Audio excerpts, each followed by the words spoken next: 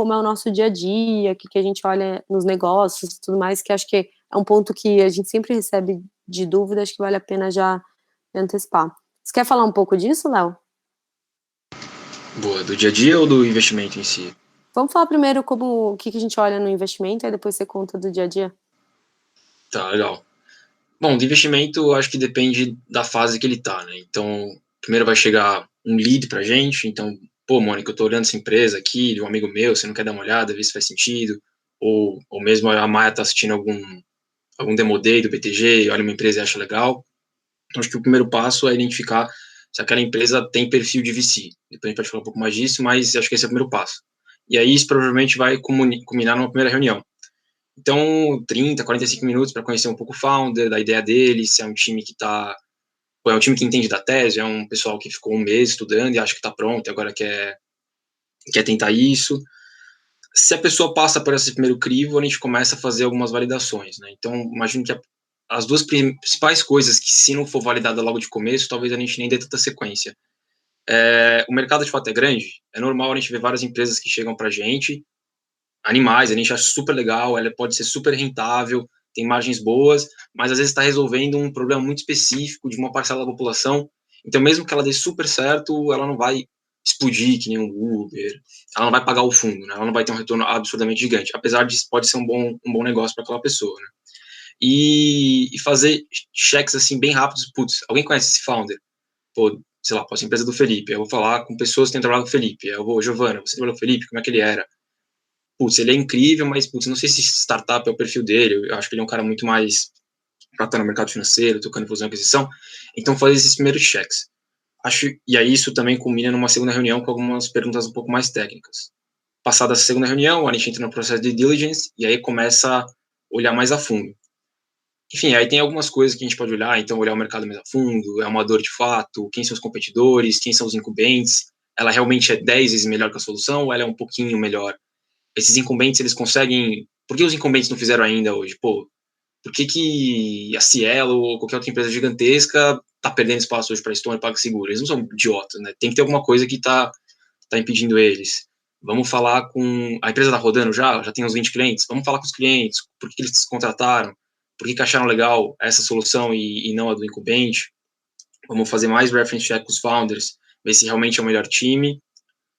Enfim, e aí olhar algumas métricas, o TVK, que é bem conhecida, tentar estimar um pouco a receita, mas longe de ser algo tipo mercado financeiro, fazer modelo, discounted cash flow, coisas assim muito complexas, até porque nem faz sentido. Muitas vezes a empresa está no MVP dela, não tem muito como você também querer ficar inventando muito além disso. E aí, por último, se não vou também, que é muito legal do Brasil, que torna um pouco mais fácil o nosso trabalho, é que muitas das empresas no Brasil estão replicando alguma coisa lá fora, né? Então, Índia, China, Estados Unidos, ou mesmo na Europa, então tem sempre muito benchmarking para olhar. Dificilmente é uma ideia completamente disruptiva que só vai dar certo no Brasil. Então, passar algumas horas estudando e falando com investidores das empresas que são similares às empresas aqui no Brasil, lá de fora, é muito rico para a gente. E a gente vai trazer por que isso deu certo na China e por que poderia dar certo no Brasil. E aí fazer todo esse estudo e, enfim, chegar num consenso, né? Mas eu acho que no final o time, eu acho que é a principal parte, assim, se a gente não tiver um fit com o time e não acreditar neles, não faz nem sentido.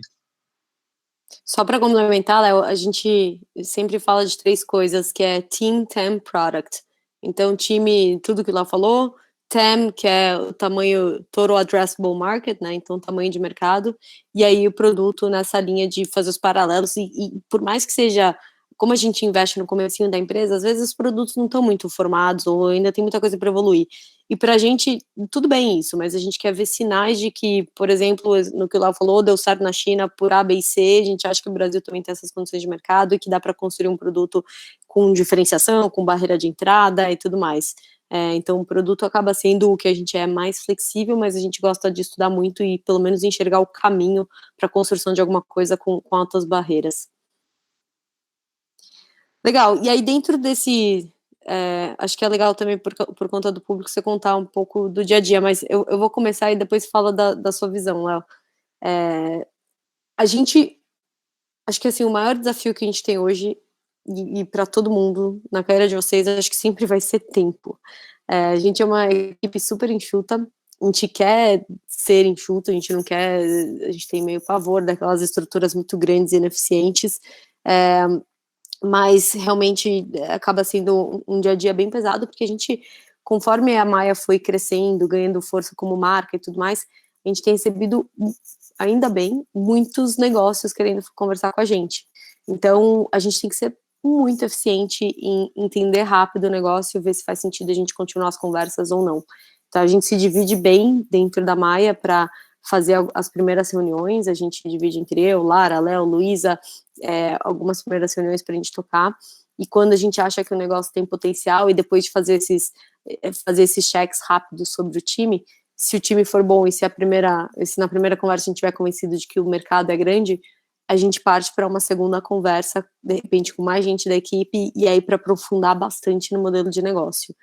Depois dessa segunda conversa, se realmente a gente está convencido de que, poxa, tem potencial nesse negócio, vale a pena a gente estudar, a gente entra no que a gente chama de diligence e faz uma análise mais completa em que a gente realmente, aí sim, liga para mais gente que já trabalhou com as founders, fala com clientes para entender, com clientes da solução, com clientes que não são da solução, usa a solução de concorrente para entender prós e contras de cada um, enfim, estuda essas referências de mercado de outros países.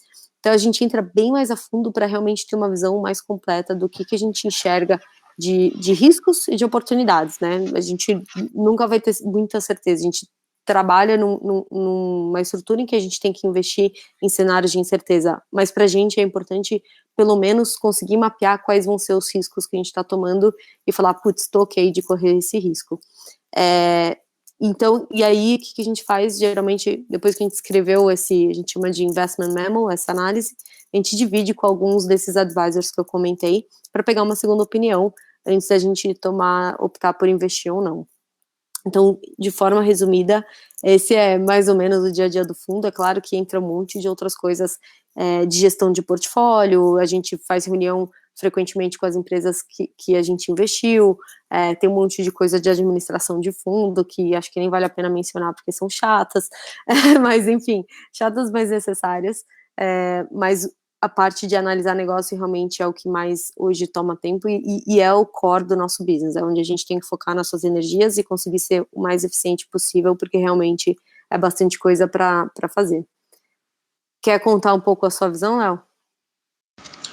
Quero. Ô, Felipe, você perguntar uma coisa ou posso falar?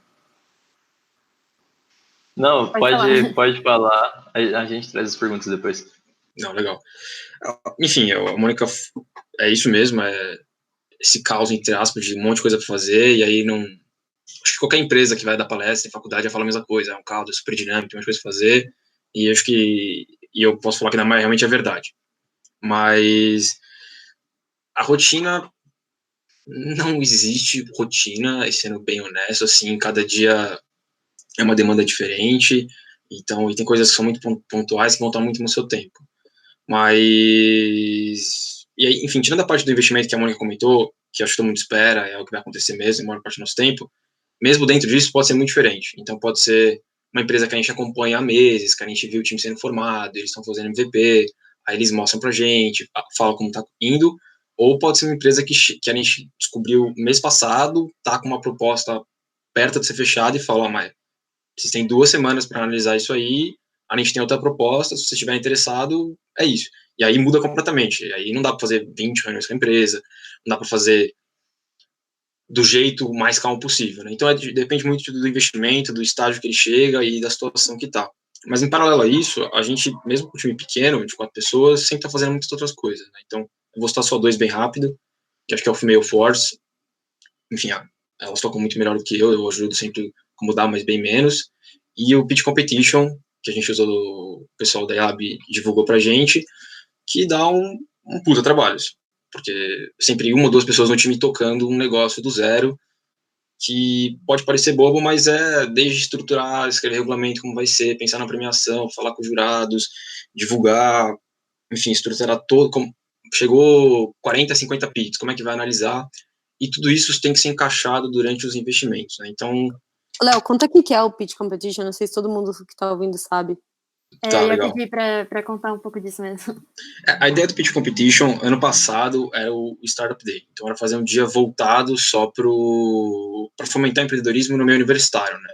Então, acho que esse era o principal ponto. Não é necessariamente sair o novo Uber da competição, mas é fomentar e chamar a atenção para o meio universitário que ainda carece um pouco de estar tão interessado no empreendedorismo. E ano passado, o que aconteceu? Teve o Pitch Competition, que as pessoas enviavam os pitches, tinha um processo de análise, e aí no final, acho que foram 5 empresas, e aí selecionaram as melhores, mas aliado a isso também tinha um evento presencial, tipo uma feira de carreiras, só com startups do portfólio da Maia e outras que não são do portfólio da Maia, tipo a Stone, a Ingress. Esse ano com o Covid a gente não conseguiu ver essa parte de presencial, então a gente decidiu focar só no Pitch Competition. Então, bem resumidamente, é aberto, Brasil, Latam, Estados Unidos, só que como a competição é em português, a gente inevitavelmente acabou ficando reduzido mais para brasileiros por causa da língua, mas não tinha essa restrição. Preenchia um formulário inicial, se cadastrava, disso a gente fez uma filtragem, a gente está com umas 20, 25 empresas, dessas 20, 25 empresas a gente vai selecionar 6 para a final, que vai ser no comecinho de agosto. Depois eu posso passar de novo, o pessoal do Lab e divulgar. Mas a ideia basicamente é isso, é fomentar o interesse em vocês, é uma competição completamente diferente, eu participei de liga de mercado financeiro, então cresceu muito isso, de competições, de equity research, de trading, é super legal, mas de pitches, assim, acho que só para o universitário faltava um pouco. E a Maia, enfim, está organizando isso basicamente sozinho, né, salvo os jurados, essas coisas, mas do zero é da Maia. E aí, complementando o Female Force, já que o Léo lembrou, e muito bem lembrado, a gente tem muito compromisso, assim, de ajudar a desenvolver o ecossistema, né? Então, acho que o Pitch Competition é um jeito de aproximar universitários de fundos, de investidores e tudo mais, e de mostrar, assim, como que é a experiência de fazer um pitch para um fundo e esse tipo de coisa. E do lado do Female Force, é o nosso compromisso, acho que eu e a Lara também, como duas mulheres, a gente tem um compromisso de ajudar a aumentar a quantidade, a participação de empreendedoras no ecossistema. Então, o Female Force, a gente se inspirou numa iniciativa que tem nos Estados Unidos, que chama All Raise, e a gente fez uma plataforma de mentoria para empreendedoras. Então, a gente convidou, se você entrar no site, é femaleforce.com, tem diferentes perfis de mentoras, de fundadoras até investidoras, ou pessoas que têm, mulheres que têm expertise muito forte em alguma área, e a ideia é que elas estejam à disposição para empreendedoras que tiverem dúvidas pontuais, marcarem uma reuniãozinha, assim, uns 30, 40 minutos para bater um papo, tirar as dúvidas. E com isso a gente espera, pelo menos, unir, mostrar, enfim, com exemplos que tem muita mulher competente e esperamos que elas inspirem outras gerações de mulheres, e também criar uma rede de apoio uma para outra. Então a gente começou com isso, mas a gente tem grandes ambições de transformar isso em uma iniciativa muito maior, e até, inclusive, quem tiver interesse em conhecer ou se envolver mais, a gente está com projetos super ambiciosos, então falem com a gente, porque a gente abriu algumas vagas essa semana para trabalhar no Female Force, então depois a gente pode passar mais informação.